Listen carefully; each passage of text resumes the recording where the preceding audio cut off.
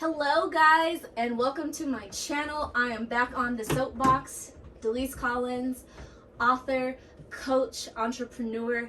I have someone incredibly special, near and dear to my heart, here with me today on the soapbox to talk about something that affects a majority of us. This is my sister-in-law, my husband's sister. You want to introduce yourself? Hi, I'm Perlene Campbell, author and life coach, and Lisa's sister. Yes, they know me as Delise. Okay. You just gave them a secret about Sorry me. about that. Awesome. So Shay and I are here to discuss the sister-in-law dynamic. We are both now grandparents. She has her first grandbaby on the way. As you guys know, I have two. Her brother and I got married back in 1999. This video is being made October 8th of 2022. Wow. So we've been married 24 years now. So Shay and I have grown up together because when John and I got married, you were how old? We were the same age, 15? 14? Okay. Yeah. Okay. Yep. You're 39 right now? I'm 39. Oh, we're the same age. You always seem so much younger than me. I was immature. But I was the same age. Yes. Okay. Okay, so we're both 39, young grandmas. Yay. Yes. So we're here to discuss the dynamic and hopefully give some relief and guidance to those of you who are in a new marriage or possibly even a aged, mature marriage that are still having issue with their in-laws. And we want to talk about some of the issues her and I had in our dynamic and how we resolved them and got through them and where we are today and why we were having the problems we were having.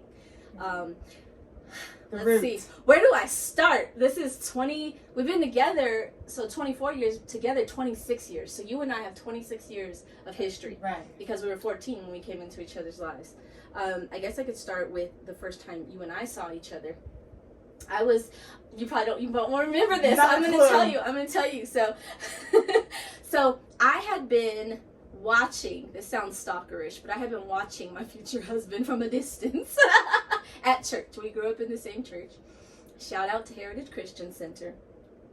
And I was on the upper level of the big church, I guess you'd call it the mezzanine or the foyer, and I have my best friend with me from middle school, because that's how young we were, and I'm like, there he is. I had been talking to her about this guy for months, that this guy doesn't even know I exist, and I get caught by Shay pointing down from the balcony at John saying, that's him.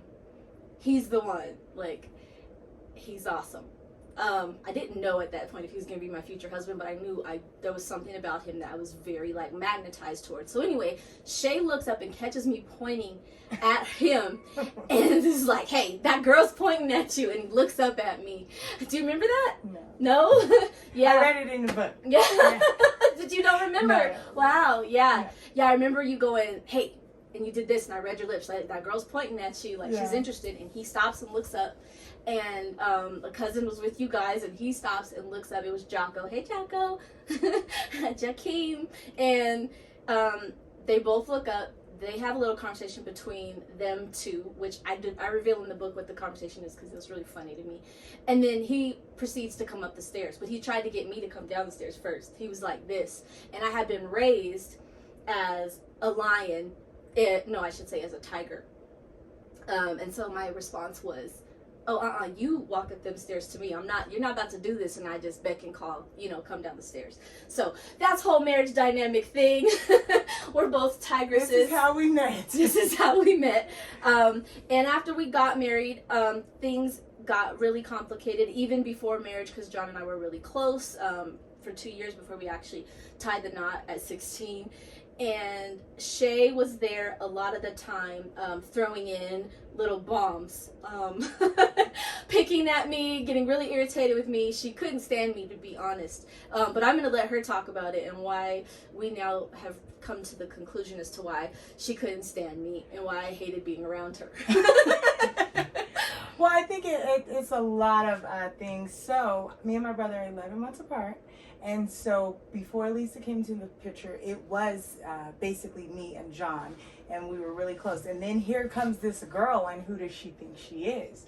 And just our way of thinking and our way of being brought up was completely different. I was the youngest and the only female in my household, and you know, I think what I thought I should be treated like, or my upbringing, it was just a different dynamic. So I kind of looked at her like, she thinks she's better than, you know? Mm-hmm. And so I thought you were rude. Everything you said, I kind of thought you were rude all the Yeah. time. And then I would, of course, pick, because now, why is she here? Mm-hmm. You know, so growing into seeing the different upbringing, you being raised by your mom, and the different things that were instilled in you, now I look back and I'm like, okay, it was a little inner jealousy. I didn't have an understanding of where you came from. Mm-hmm. So Yeah, and we were definitely raised similar in so many ways, in that we were raised by very strong, independent women who were single Determined. mothers and determined, they were determined. taking care of their children. They did not drop the ball. No, they didn't. But at the same time, also, you guys had a lot more freedom and exposure to the world and worldly things than what I was allowed to experience, or even had the opportunity to sneak and do, because I had a lot more supervision. Whereas you guys, your mom having more kids than mine, my mom having 3, and there being a house full at your house all the I time. think even you being the older, Mhm. and me being the youngest, you had more responsibility Yeah. as being the older, and I was the youngest. I just did whatever. Yeah. I was mad. The youngest and the only girl out of the Yes. house full of boys. Yes. Yes. So we just were like, Yeah. Completely no understanding. Yeah. I remember a time I was told that if I had a big sister, I would probably be a lot different. And at the time, I had no idea what that meant. But not having that female connection, you know, my brothers I was one of the boys, you know, so I cussed and farted and yelled like one of the boys. Yeah. Where I was in a house full of females. Yes, so you taught them to be ladylike. Yes, yeah. And so immediately I still fight like the boys. Yes, you do. I've been there for some of her fights, y'all. Listen. You know, I can talk about it now because this is probably 15 years old, but I've been there where her and her brothers beat up like 5-6 foot tall Russian men that were hollering obscenities to us down the 6th Street Mall. But we won't get into that. Ourselves. It definitely was self-defense, and I was in the car behind the steering wheel like this. These people are crazy. I married into a crazy family.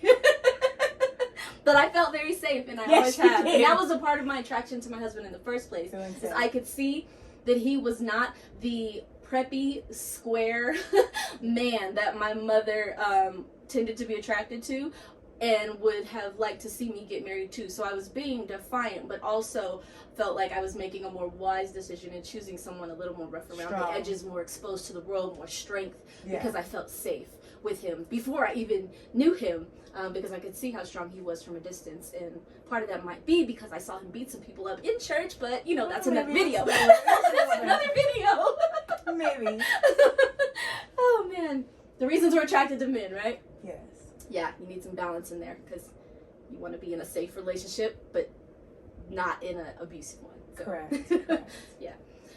So, I guess I could talk about the time that I bring up to people when John and I are coaching married couples and they're complaining about the dynamic between the sister-in-law.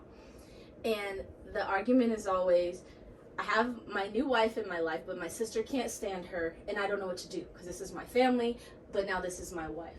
Right. And the instance that I always bring up to them is when I was pregnant with our son. We were standing in the kitchen at your house because I was living there, and I don't know what I said to push you over the top, but you held a knife to my pregnant belly. Do you remember that? No. No. No. And I don't want to make you cry, and I don't want to cry either. But no. we're okay. But that's the short story I always share with people so that they can get an understanding of where you're coming from. I don't remember your words because it was just very traumatic. But John came into the picture, and of course, the argument him and I had later, which so many married couples have, is, why didn't you defend me? You know, I'm sure you've had that argument with, you know, a spouse.